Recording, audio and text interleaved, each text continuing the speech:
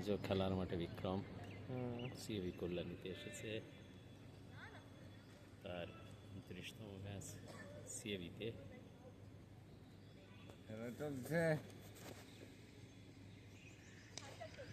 Wow, Karnataka আর জম্মু কাশ্মীরের বেঙ্গল আর জম্মু কাশ্মীরে খেলা চলছে রঞ্জি ট্রফির এটা বোধহয় সেকেন্ড সেমিফাইনাল। আন্দাজে বললাম। বেঙ্গল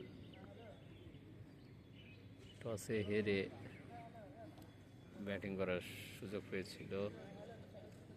57 ওভার শেষে 4 উইকেট হারিয়ে 180 বেঙ্গলের।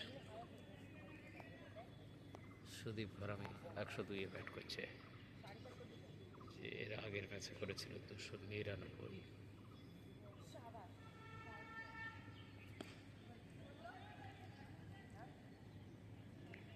অপরদিকে কর্ণাটক আর উত্তরাখণ্ড খেলছে। কেএল রাহুল সেঞ্চুরি করেছে, অপরদিকে দেবদূত দুজনেই সেঞ্চুরি করেছে। ম্যাচে যারা জিতবে তাদের সঙ্গে জম্মু কাশ্মীর এবং বাংলায় যারা জয়লাভ করবে তাদের মধ্যে ফাইনাল অনুষ্ঠিত।